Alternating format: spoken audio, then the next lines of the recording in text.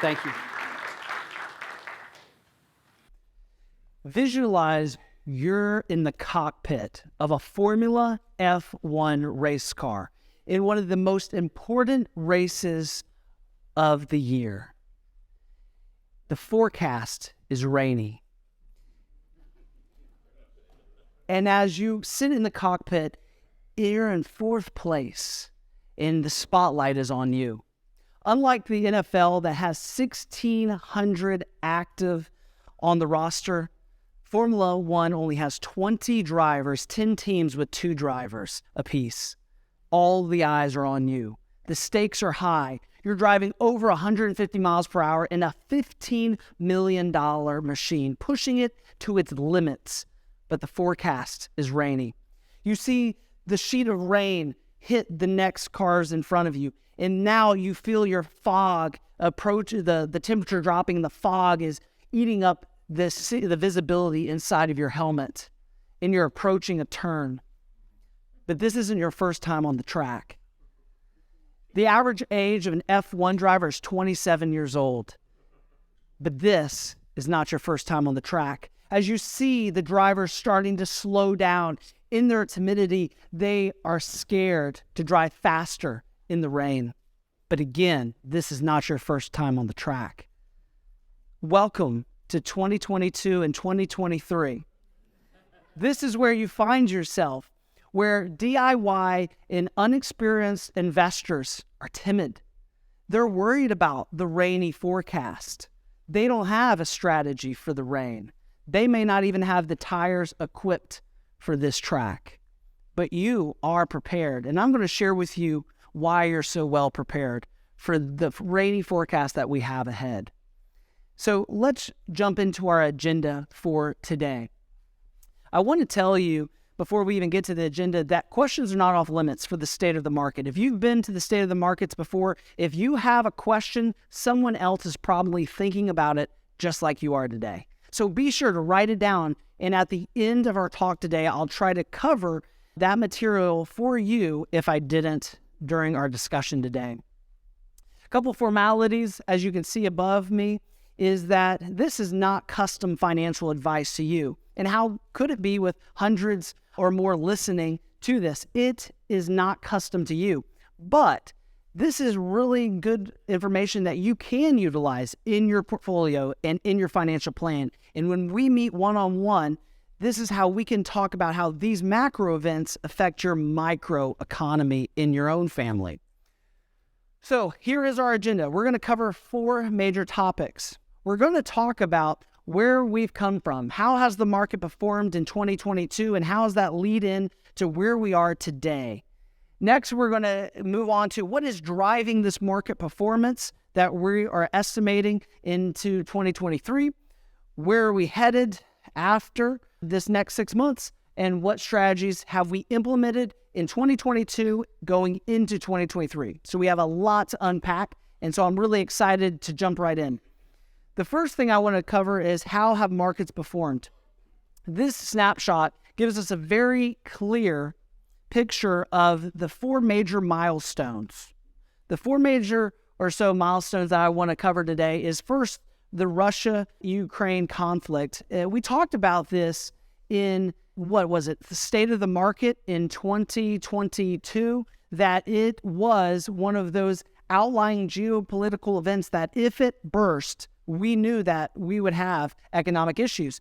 And because we talked about in the State of the Market, last year you were prepared to see all the changes in your monthly statements, to see the changes that we were actively doing because of that change. And sadly, the Russia-Ukraine situation has caused the worst refugee crisis since World War II, and it's caused energy instability across the world. In part, especially because of the administration's choices with energy policies, but it did not help when that event happened in February. If we move on to inflation peaking at 9.1%, the Fed thought that this inflation would just be transitory, that it wouldn't be sticky, that it wouldn't stick to us. But sadly, it stuck very well. And you can see that, and you have seen it over the last year and a half at the grocery aisle, paying to warm your house, going from A to B in energy prices. You've seen this inflation's effect. If we move on, we can see the Inflation Reduction Act, that our politicians are going to come to the rescue by printing more money to get us out of inflation. That's interesting. They believe that by making these policies, in the long run, it will reduce our national debt and also reduce this inflation by printing more money, which I'm skeptical and been pretty outspoken about. Then if we look at the Fed, another major milestone in the market's reaction to it is that the Fed raised 4 times 75 basis points, 0.75, 4 times, and then did a half a point increase at the end of the year. To wrap up, the market was a very volatile year that all of us were probably happy to wave goodbye to. This double-digit loss that we've seen here of this 19%, again, takes us into 2023 where we find ourselves today. And I want to unpack a little bit more about what happened in 2022 and zoom into some of the more micro situations that we saw in growth and value that we were taking active part in trying to take advantage of this opportunity. As you probably know, there's large companies out there, there's medium-sized companies, there's small companies. And we know from the left chart, historically, we know that growth may be more volatile, but it has better returns than value. And you can see over here how, for example, large cap growth made 14%, while historically growth, large cap value did not keep up with large cap growth.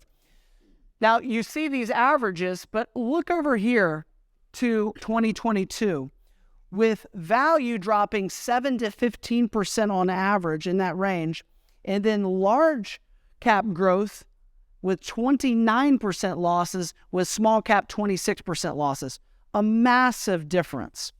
And this was something that we wanted to lean into. This is something that we wanted to push our foot on the accelerator into. And I'm going to talk about some of the changes and rebalances that we made in 2022 and the effects of those.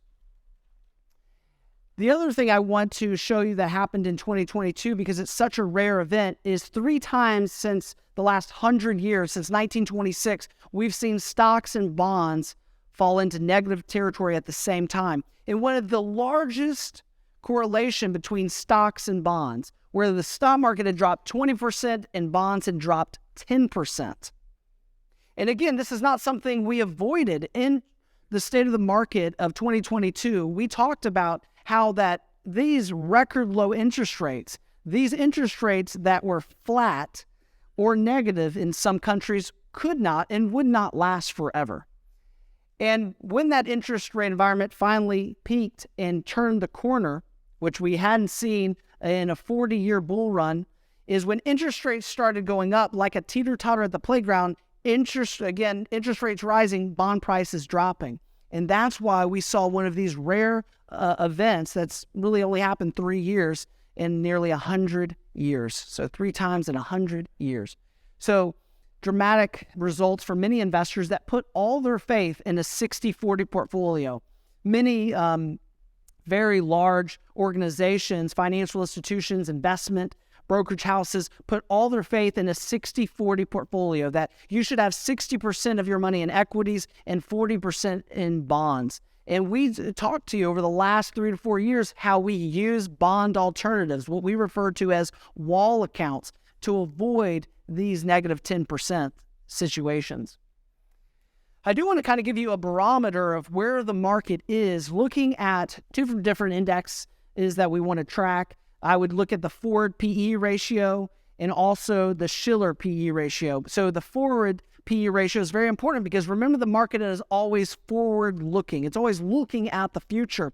And as we can see, this is the standard deviations. We can see the range based on that statistics class that I was sleeping in college.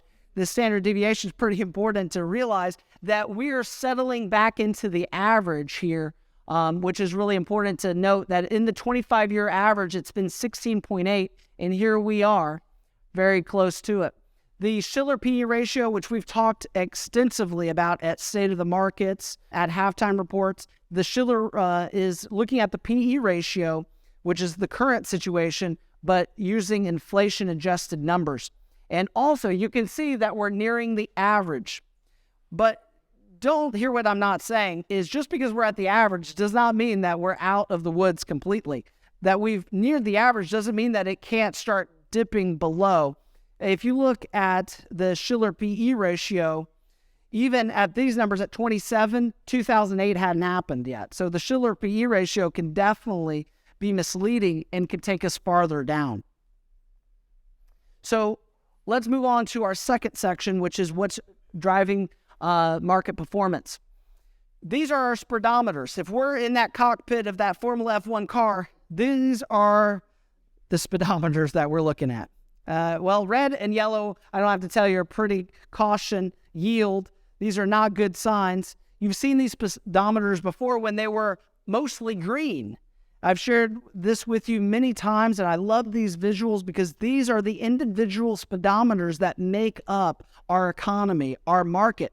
When people refer to the market and the economy, this is really what they're looking at. These are the macro gauges, and we want to zoom into some of these gauges, but you can see things haven't got better geopolitically. Also, we can see a yield curve where long-term interest rates competing with short-term interest rates. That's what the yield curve is. And these are gauges that are red hot. If we zoom in, I want to zoom into housing because one of the only assets that were increasing in 2022, as you know, was real estate. And this is why we have real estate a part of our portfolios. That's why we have the Signet hedge fund is for this circumstance. When we see the low housing inventory that we're all experiencing within our families that are trying to find a home, we haven't seen anything like this for nearly 40 years. So it is very, very struggling for the person that wants to finally move out from renting and become a homeowner. It's just very difficult. Now we're going to talk about how that may change, that tide may change soon enough. The theme of 2022, as you know, was inflation. And I'm going to talk about what the Fed has tried to do to fix it. But I do want to take note of these gray lines on the screen, those recessions. We know that from history that typically in a rising interest rate environment, it is not only a rising interest rate environment, but also an inflationary rising environment. We can have a recession shortly after. And that's why all these market gurus are saying that we're going to have a recession in 2023, because based on back testing, that's what we've seen. So here's the Fed's policy. A little too late, a little too little. And we can see that even, and this is, again, I've been really outspoken, they had a great opportunity to continue raising interest rates. When the champagne was flowing at midnight, they had the life preserver out since how many years after 2008, after the financial crisis, after most of the recovery had happened by 2012, they let the champagne keep on flowing and then didn't start raising interest rates till 2016. And then, again, I disagreed with it vehemently, is that I thought it was a bad idea for them to try a policy change, trying to tell the Fed to keep interest rates low. That was a mistake, in my opinion, because it didn't give us a lot of tools when COVID happened. They did lower interest rates, as you can see, to negative and flat. And then, as you can see, the Fed says, whoa, our inflation is not as transitory as we thought it was. We got to pull out the big guns. We have to slow down the economy. And so their idea is radiation therapy. Their idea to get rid of cancer is to burn the economy. And sadly, it's a nuclear option. And as you can see, they've just went off the rails and raised it so rapidly, but we still have not reached 2007 levels. They are playing a very dangerous game with raising interest rates so quickly, because there are dominoes that once they start falling actually affect global markets that create a domino effect. So it's a very dangerous game that they're playing with interest rates. And I will jump on a larger soapbox, which I'm already on a soapbox. But my soapbox here is this, is investors, which is not their fault, the analysts, again, multiple, I would say, rating agencies have too much of a focus on the federal funds rate. This is not China. The government does not control our economy, but we're acting like it does by actually affecting interest rates. That should not be the person that's deciding on the ultimate interest rate for the economy. The market's supposed to do that. So to the detriment of capitalism, we have an over fixation on the federal funds rate. And so everyone is keeping their eye close to what's going to happen to 2023. Are they going to raise it higher? Are they going to slow down? Are they going to start backpedaling? And I will tell you that in my personal opinion, it should have never been this low or this low. And so the thought that, it'll go back down to 3%, 2%, 1.5% mortgages is wishful thinking, and it is not good and healthy for our economy. So we need to see a federal funds rate in this direction, especially if we run into a major financial crisis, a depression. We would not have many tools available to us. So again, very dangerous game the Fed is playing. The other thing we want to look at is consumer sentiment. Our buying behaviors affect the market directly, and how we spend money affects the economy. And as you can see, we feel pretty crummy about the market and about the economy. On a record and grand proportions, we feel very crummy over here. But an investment strategy of getting out of the market when people feel crummy, not a good idea. As you can see, the lowest points of consumer sentiment have led to some of these great gains in the market. And that's why some of the famous quotes from like Warren Buffett, when the people get fearful, get greedy. And that is where we need to step on the gas. When consumer sentiment dives to record situations like we're seeing now, it doesn't mean that we take the foot off the accelerator. It doesn't mean that we should bail out because everyone else thinks it's a good idea. We can't succumb to peer pressure. So where are we headed? The greatest minds in finance, if you polled 41 of the Wall Street analysts, their assumption is that the market is going to end around 4,200 or flat. So they aren't brave enough to take a step in either direction. They don't want to put their foot out there because, as you know, with the state of the market and the halftime report, they're oftentimes wrong. Many times forecasts are wrong. But we still go through the state of the market, not so that I can tell you that my way, I know where the market's headed, but I want you to understand when these events happen that we talked about that happen, such as we knew that a black swan event could happen in 2020. We knew that Russia-Ukraine crisis could happen, that we don't grow timid in rainy conditions.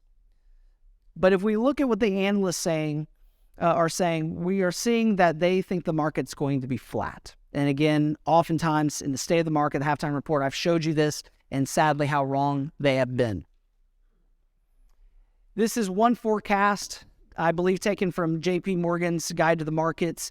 You can see this is what many people are forecasting will happen, that the Fed will again continue raising interest rates just slightly, and eventually, hopefully, we see some unemployment start to slip, because as long as the unemployment rate is still very low, the market radiation therapy still must happen until that changes. And so the market must withstand that radiation therapy until this turns the corner. Eventually, the Fed will have to halt. I don't agree with that part. If I could black it out, I would have. But eventually cuts, I don't think so. I think they're going to have to slow it down, but I don't think they're going to cut. Again, I think that's wishful thinking, and I don't think it's long-term healthy for the economy for them to cut interest rates once again. U.S. global recession underway. It depends on your definition. They keep on trying to change the definition of what a recession is. But eventually, they think when the dollar slows down compared to other currencies, that we'll finally see that the economy bottoms. And again, we turn the corner. That's the estimate for 2023. The other thing we're keeping a close eye on is the debt limit. We talked about this, I believe, at the halftime report, that if you look percentage adjusted for inflation, according to our GDP compared to the national debt levels, we are at record levels here. As you can see, we're at the height of World War II equivalent, which to me is just sad to see. I mean, we fought a terrible fight with COVID, but it was not Nazi Germany. It was not Hitler. So, I mean, to see that the forecasts are going to continue, it means that we have to make ourselves heard as much as possible, that we do need some government spending to be reined in. We do need this to be fixed, because what we don't want to see is debt to pay off debt. That is a downward spiral. The unemployment rate, wage growth and unemployment go in inverse relation typically. And we've seen as these interest rate increases and inflation has taken the toll on small businesses and large businesses, you can already see the wave of technology companies that are laying off people. And you've already started to see how the cost of living adjustments on wage growth for employees are starting to slow down. They're not talking about raises of 7 and 8% to keep up with inflation. No matter if inflation's 8%, SWAN Capital's not getting an 8% raise. I'm sorry, guys. So with this inflationary environment, it's tough to try to keep up. And so wage growth, sadly, is suffering and starting to turn the corner. And eventually, what the Fed wants to see is unemployment rate starting to increase. So these are something the Fed's keeping a close eye on, and also we should too. This is what I feel very optimistic about, is finally seeing this report about supply chains.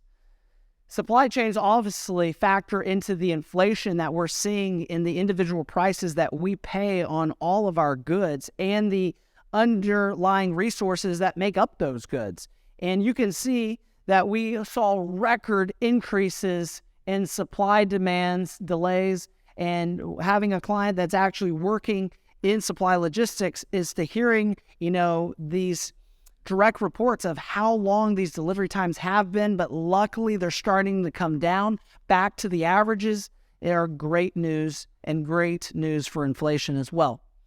Again, I do think the word in 2023, the buzzword will continue to be inflation and how it compares to other countries. So we would love to see the target of 2 to 3% that the Fed likes to see. That is wishful thinking. That target is a long shot and not likely to happen. As you can see here, if we could just get down from 8% to 4%, that would be, again, a drastic effort. I would love to see that happen. And that would be closer to the long-term average of 3 to 4% that we would love to see as quote-unquote healthy inflation. But I still don't believe in healthy inflation. I would love for you to watch one of our recent radio shows where we talked about healthy inflation versus unhealthy inflation. We'll be happy to send you that as well. This is a big item that, again, I can get on a soapbox that sadly we need more trades. We need more roofers. We need more plumbers and electricians, because this situation is not going to fix itself very quickly without changes in the job market. And I think this is just astounding that in a 40-year situation, it's never been less affordable to buy a home. It's tragic. And to see home prices, this is adjusted for inflation at a 20%, just dramatic. And it's so hard. And this is why you're seeing this trend and to rent and rent longer. And again, I don't think that's healthy for the long-term American dream that people rent forever. So what strategies have we implemented? What have we done for you and on your behalf to take the corner? I'm very excited to report to you what we've done and what we're going to continue doing.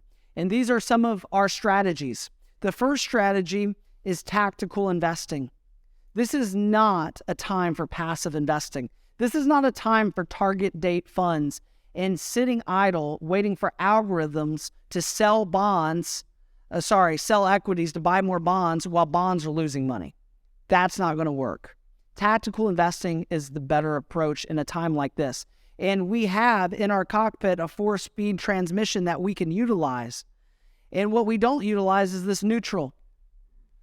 In this car, there is no neutral. There's only slow down or speed up. And again, because we're experienced drivers, we know that market cycles are going to happen, but we do not want to slow down. In times like these, we want to take advantage of these opportunities, take advantage of these corners. So, for example, what we did for many clients, and you saw this in your portfolios, we had you potentially in SWAN dividend. SWAN dividend, which thanks to Lucas, dropped in 2022 lost less than 7%, but in 2021 was over 15% rate of return. So he's done a really good job to help us keep SWAN dividend, again, lowering that volatility, but getting us really good returns, 3.5% plus dividend yield. Again, a great job there from Lucas. And I want to also focus on SWAN Balanced. As you've seen, we've drained a lot of clients, especially maybe your portfolio, out of SWAN Balanced. Why? Because of that 60-40 split. That's our equivalent of a 60-40 portfolio. It has a lot of bonds in there. So because of the interest rate rising environment, we started moving clients out of Balanced and into growth. We started exchanging bonds for equities. We use that as a buying opportunity. When bonds are down 8% and we can buy stocks that are down 20%, in the long term, that's going to pay big dividends down the road. As you can see, we actually moved a lot of clients from SWAN Growth that has only 15% short-term bonds to SWAN Aggressive that has no bonds. We did that a lot of times for clients that had money in Roths. Why Roths? Because it's the last bucket we're going to take from. So anytime we can upshift on money that we're not going to touch 10 to 15 years in the future, remember we usually set aside Roth money for widows because it's already tax-free. And so when one spouse passes away, going from married filing jointly to being a single taxpayer, it makes a lot of sense to leave that emergency gas tank called a Roth for your widow. So that is why we call it 10-year, 15-year money that's set aside. So again, all of these portfolios have a lot of diversification. As you can't see, but SWAN Aggressive has large companies, small companies, medium-sized companies, international, and real estate. And I'm going to talk about what changes we made shortly to the value and growth blend. So these are the portfolios that we changed and rebalanced throughout of 2022. These are the changes in blue that we made.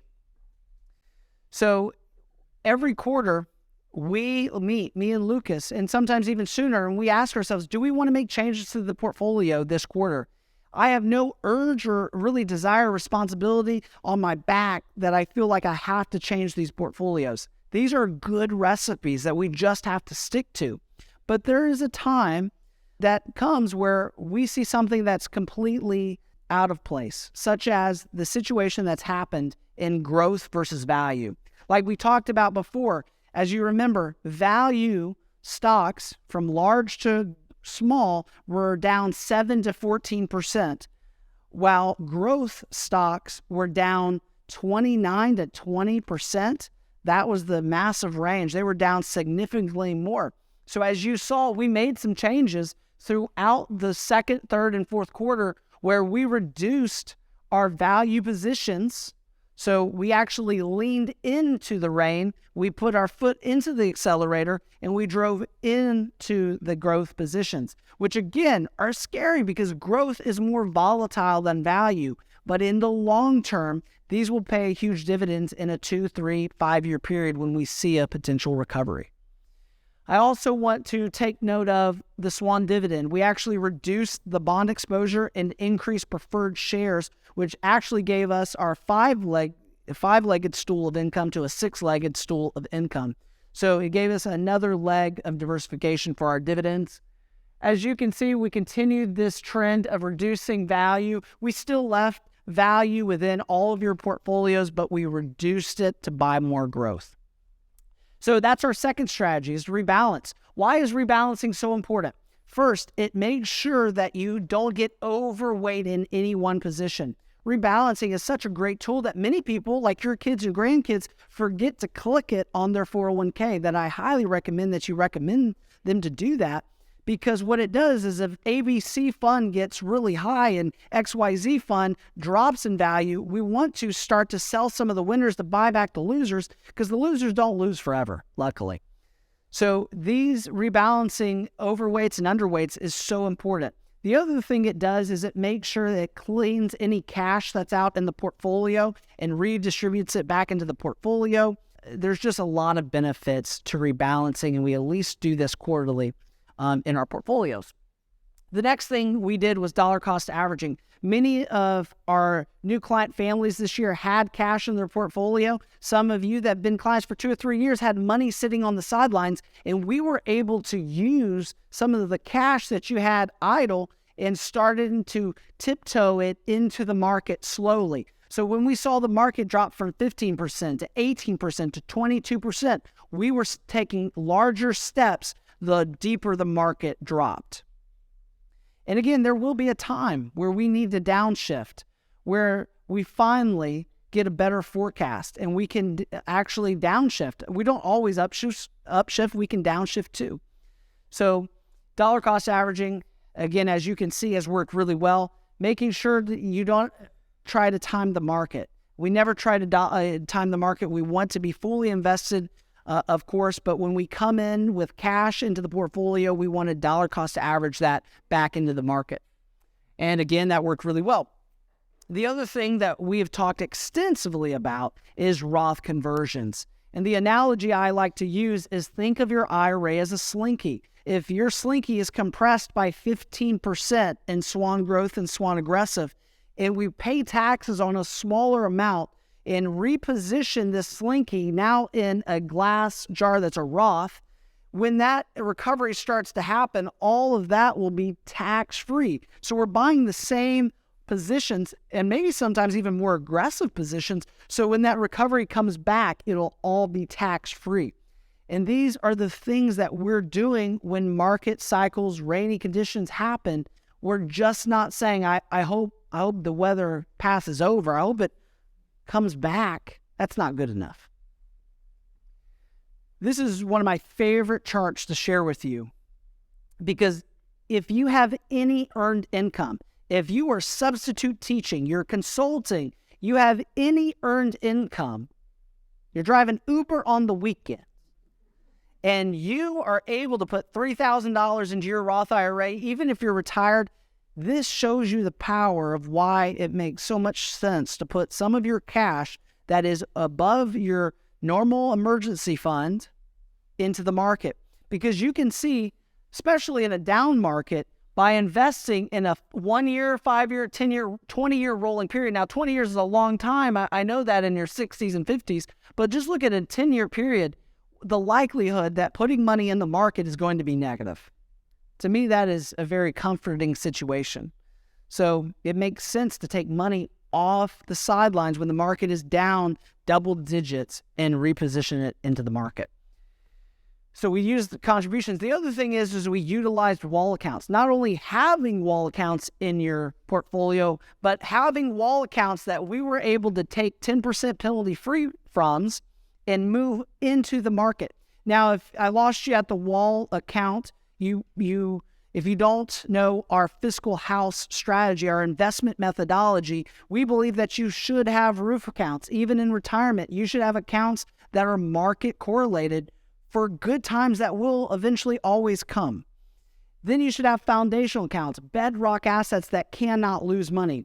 But then we want wall accounts. Wall accounts are accounts that are insulated from market conditions, things that zig when the market zags. Think private equity, hedge funds, index CDs, index annuities, puts and options. And when we have a wall account, you can see the performance against the S&P 500 with 60% in SWAN growth and 40% in one of these wall accounts, what the performance has been. We've actually lowered the volatility and increased the overall potential return, which is amazing to see. The other thing is we can even supercharge that when we take 10% penalty freeze out from these wall accounts to reposition into equities, which again plays really well into this conversation. So what are the action steps that you and your family can take? The first thing that I would tell you is that you have to keep us involved with your life changes. If we know that you have potential financial events coming up, we can start planning for those. If you need an increase in income, we can start planning for those and add those to the review conversations that we have with you.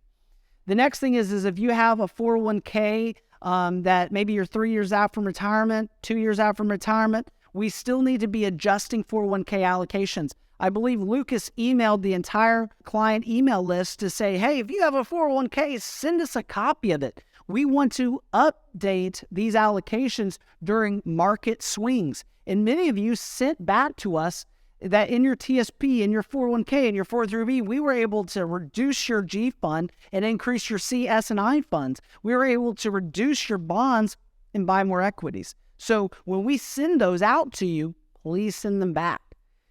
Roth conversions, these are timely to do. You only have 60 days when you get an IRA check.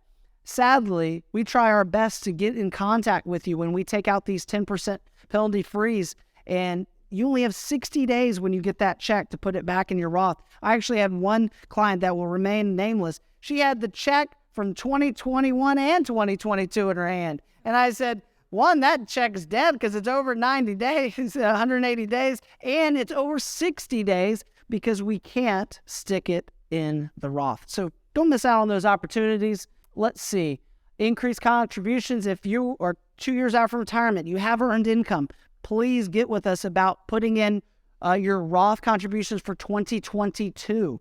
Just met with a family. I asked them if they had any earned income. They're retired now, but they had earned income for 2022, and we were able to put $7,000 and $7,000 in their Roth for the last time they had earned income.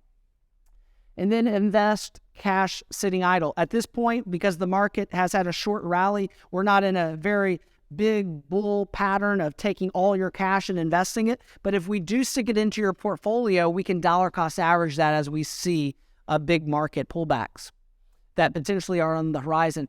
As you know, Rhonda's come alongside many of our clients and already started working on your tax return. I highly encourage you get with her about making sure if you have any tax questions for 2022, please do reach out to her.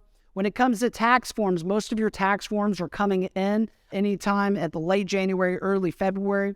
If you can't sign on to TD Ameritrade, your tax documents are typically in TD Ameritrade. You should be getting tax documents from every company. If you do have problems, do get with Lucas or Livy, someone in the office to help you. Scott, do we have anything to report?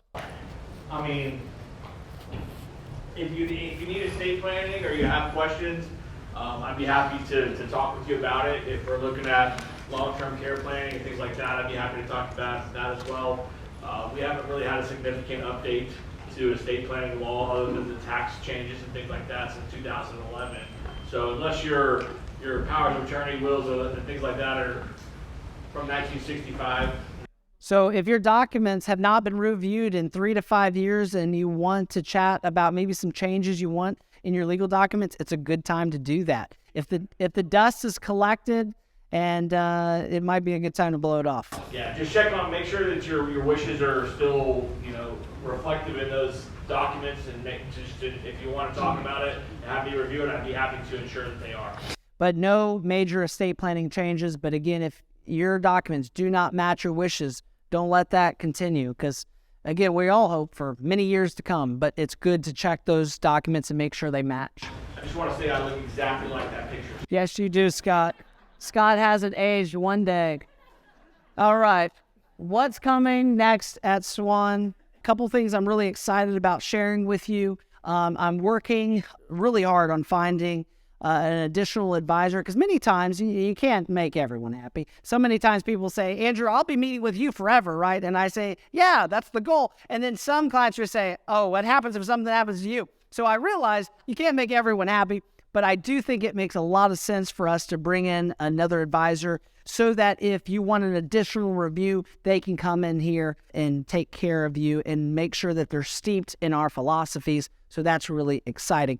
Also, we've had a lot of families that wanted us to meet with their children and meet with their family. And sometimes I don't have capacity to do that, but another advisor would.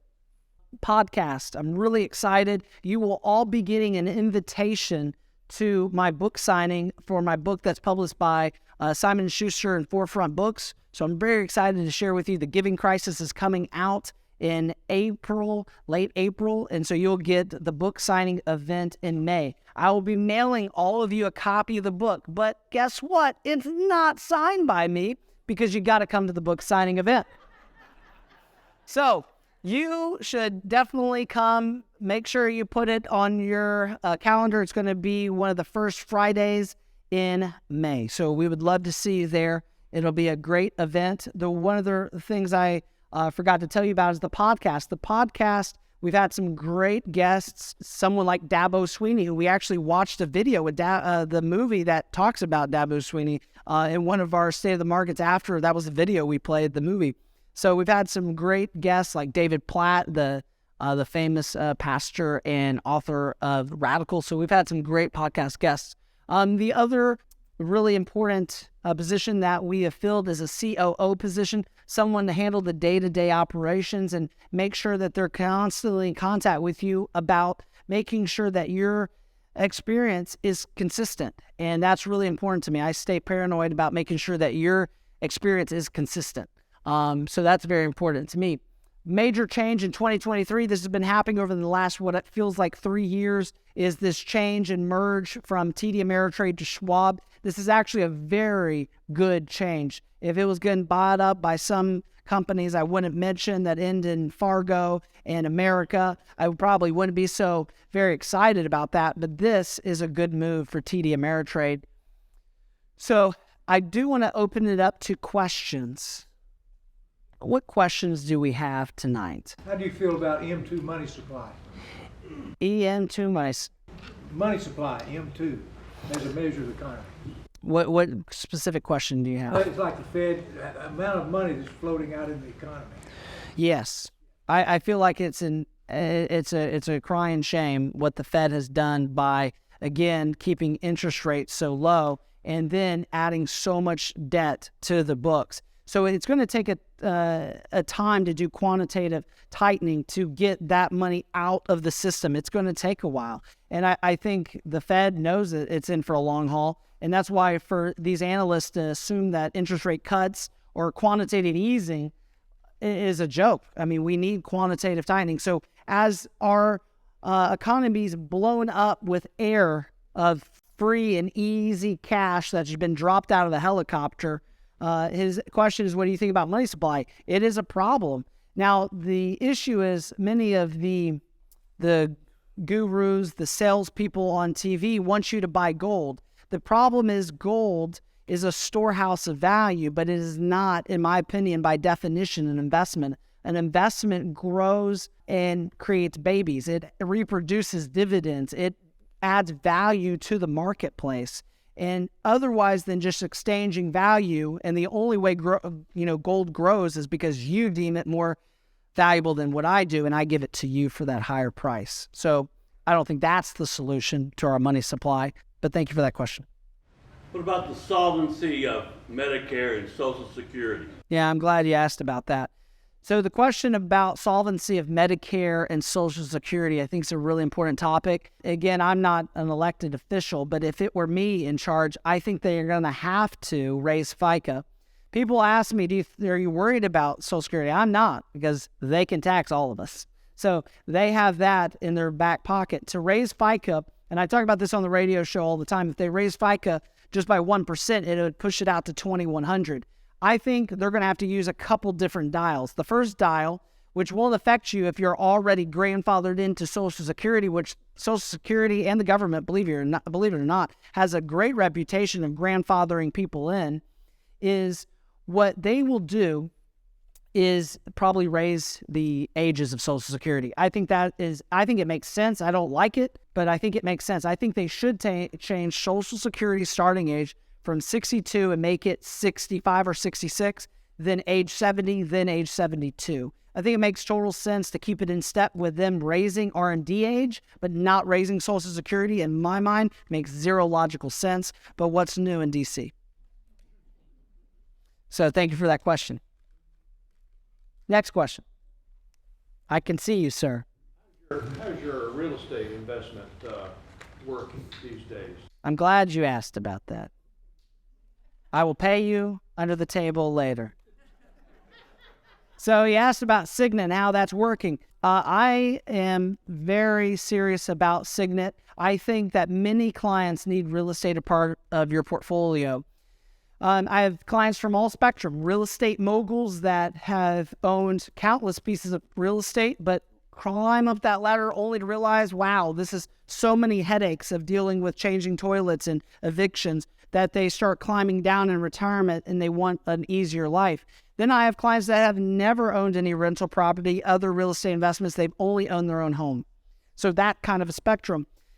I think real estate, we have it a little bit in your portfolios, but it makes sense if you're an accredited investor, you have over $1 million net worth, or qualified clients to have over $2.5 million net worth, that you should look at something like a private equity real estate fund. And the question is how has that performed? It's performed very well because of the diversification. Now, every vintage is different. So quick commercial on Signet. What we do is every quarter we go to an RV storage RV park specialist, a storage specialist, an apartment complex specialist.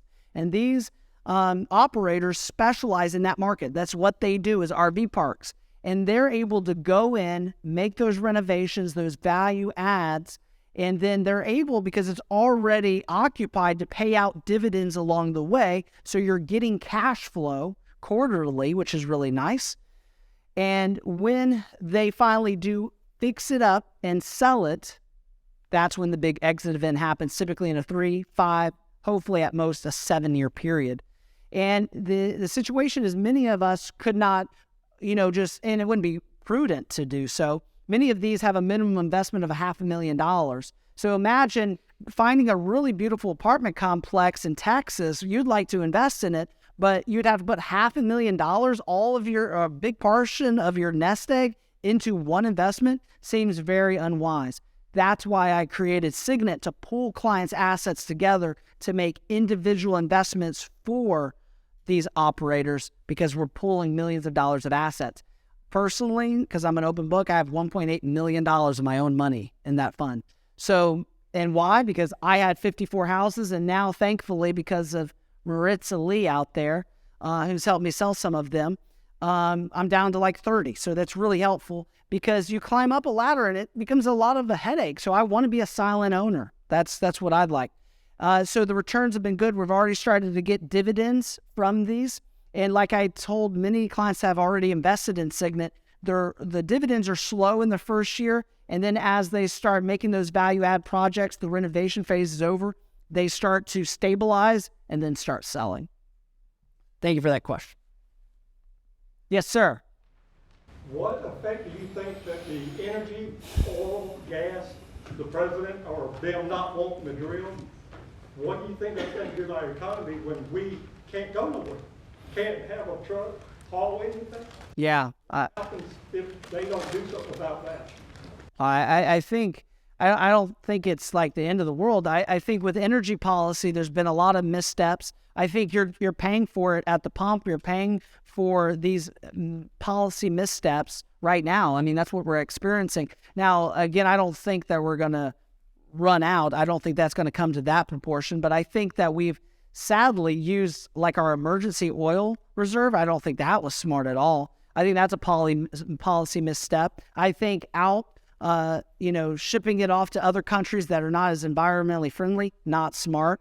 I also think that us avoiding nuclear is a disaster. I mean, if you look at other countries, like when we went to China, we took the little China tour with my parents and my wife. It was shocking how many nuclear power plants were utilized by multiple cities, but we're not. And I think we're really missing the boat there. And I think it's going to only get, sadly, a little worse with energy prices unless we have a very clear energy policy that says, here's where we want to be. Yes, we want to get away from oil, but we're going to drill along the way. We're going to add some nuclear power plants. We are going to invest long-term into nuclear fusion, which is the ultimate future, in my opinion. But again, what I've had to do is buy a hybrid. So I bought an F-150 hybrid, which I didn't think I would ever do that. But here I am. It's still four-wheel drive, so that's nice. Other questions? I can barely see. Sorry. Anyone else? Okay. We have one more. Save this one for last. In your presentation, you said you were paranoid about certain things. Do you sleep well at night? Do I sleep well at night? I know this great guy. Do I sleep well at night? I do. Because I take a lot of confidence in the plan that I have. Because hope is not our strategy. We're not hoping in a portfolio. We're not even hoping in just those portfolios. I mean, we're hoping in a plan. And when we have a plan, a roof, a walls, and a foundation, if the roof takes some really strong headwinds, we can handle it because we have wall accounts and we have foundational accounts, and because we're not going to sit still. And we're going to have reviews, and we're going to make progress reviews. It's, as you know, if you've had progress reviews, it's not saying, hey, well, great, let's look at your accounts, hope everything's going to work out. No, we do things. We're going to make changes, which my team says, oh, no, all these changes. But that's what we have to do so that we can sleep well at night. And then at the end of the day, you do all that you can, and then you let God take care of the rest. So I do sleep well at night. I don't think I have any more questions, but, at far back, you at the end?